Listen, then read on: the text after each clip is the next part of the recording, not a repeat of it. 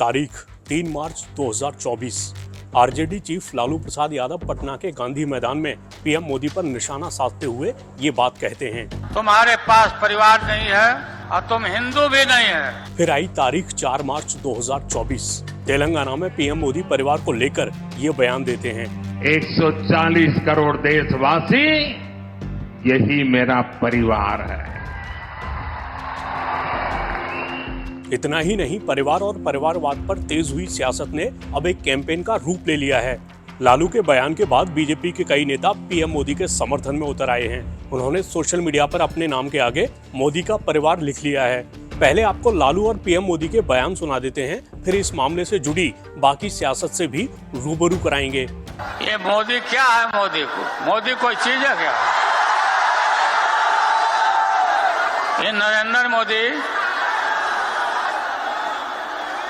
आजकल परिवारवाद पर हमला कर रहे हैं। अरे भाई, तुम बताओ ना कि तुमको क्यों परिवार में कोई संतान नहीं तुमको हुआ, बताओ।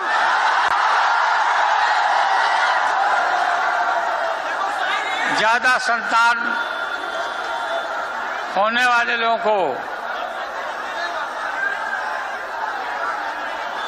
बोलता कि परिवारवाद है, परिवार के लिए लोग लड़ रहे हैं।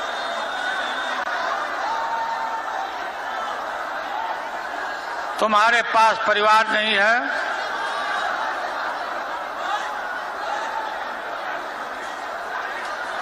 और तुम्हारी माताजी जब, और तुम हिंदू भी नहीं है, तुम्हारी माताजी का जब अवसान हो गया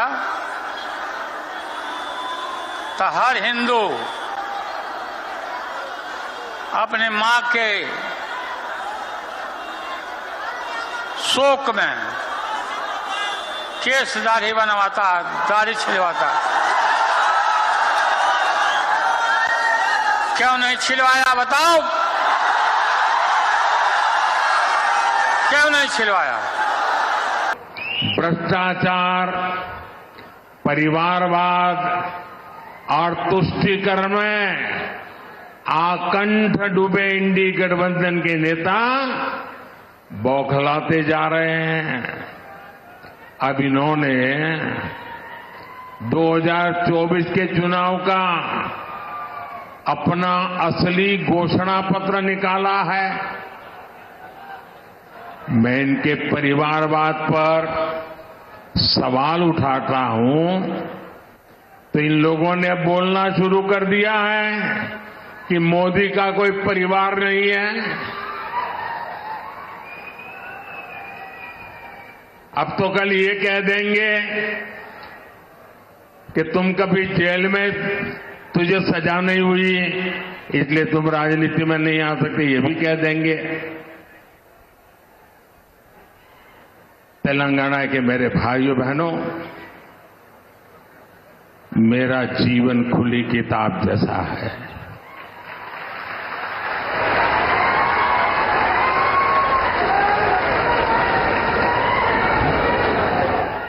आप मुझे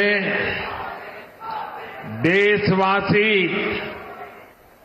भली भांति जानते हैं, समझते हैं। मेरी पल पल की खबर देश रखता है, और कभी मैं रात देर तक जब काम करता हूं और खबर बाहर निकल जाती है तो देश से लाखों लोग मुझे लिखते हैं, बताते हैं कि इतना काम मत करिए, कुछ आराम करिए।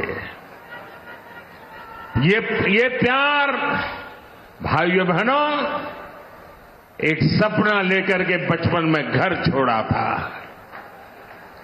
और जब मैंने अपना घर छोड़ा तो एक सपना लेकर के चला था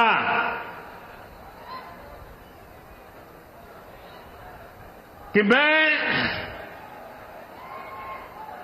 देशवासियों के लिए जीऊंगा।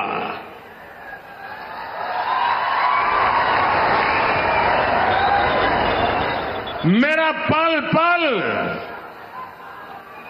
सिर्फ और सिर्फ आपके लिए होंगे। मेरा कोई निजी सपना नहीं होगा, आपके सपने, यही मेरा संकल्प होगा। और जिंदगी खपा दूंगा तो आपके सपनों को पूरा करने के लिए, आपके बच्चों के भविष्य को उज्जवल बनाने के लिए। और इसलिए देश के कोटि कोटि लोग मुझे अपना मानते हैं, अपने परिवार के सदस्य की तरह मुझे प्यार करते हैं। और इसलिए मैं कहता हूं,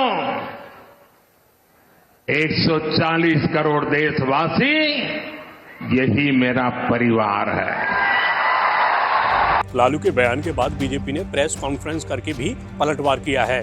कल पटना की रैली में इंडी गठबंधन के सभी नेताओं की उपस्थिति में प्रधानमंत्री श्री नरेंद्र मोदी जी के ऊपर एक बार पुनः इस स्तर का, इस निचले और छिछले स्तर का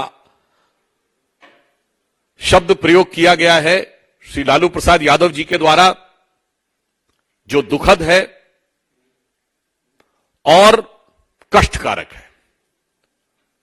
उन्होंने मोदी जी के परिवार के विषय में यह बात कही, तो मैं याद दिला देना चाहता हूं कि प्रधानमंत्री श्री नरेंद्र मोदी जी के लिए परिवार पूरा देश है।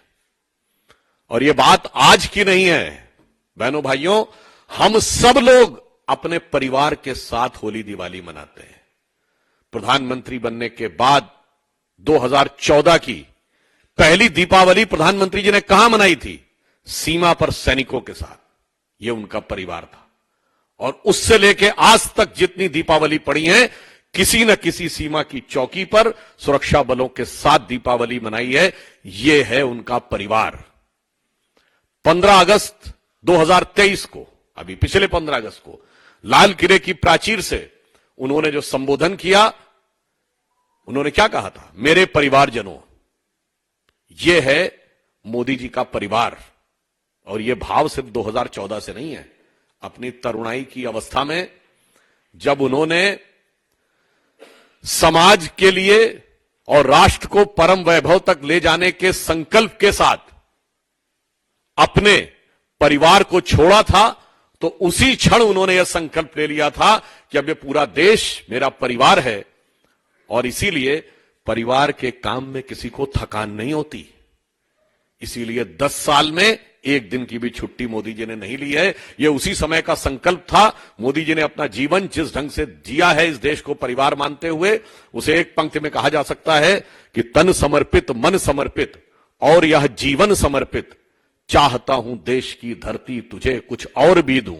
और इतना ही नहीं, स्वप्न अर्पित, प्रश्न अर्पित, आयु का क्षण क्षण समर्पित, चाहता हूं देश की धरती तुझे कुछ और भी दूं। इसलिए प्रधानमंत्री बनने से लेकर आज तक 10 साल में 10 घंटे की भी उन्होंने कोई मोहलत या छुट्टी नहीं ली है। और वो लोग आके आज शिक्षा देते हैं जो जब तब छुट्टी मनाने विदेश जाते थे। वहीं इस मामले पर बीजेपी के जवाब को विपक्ष ने बड़े मुद्दों से ध्यान भटकाने की राजनीति बताया है। मुझे ऐसा लगता है ये सारी चीजें मुद्दों से भटकाने की है। मुद्दा क्या है? मुद्दा है बेरोजगारी, मुद्दा है पेपर लीक, मुद्दा है इस देश का युवा जिसके भविष्य को गर्त में डाल दिया, मुद्दा है महंगाई, मुद्दा है आर्थिक असमानता। 46 रुपए रोज पे 5% आबादी रह रही है, 2 बोतल पानी ना है। उन सब मुद्दों पे बात नहीं करेंगे। पूरब पूछो तो पश्चिम भागेंगे, उत्तर पूछो तो दक्षिण भागेंगे। ये भी ये ध्यान भटकाऊ आंदोलन चलाती है बीजेपी। हम ध्यान भटकने नहीं देंगे।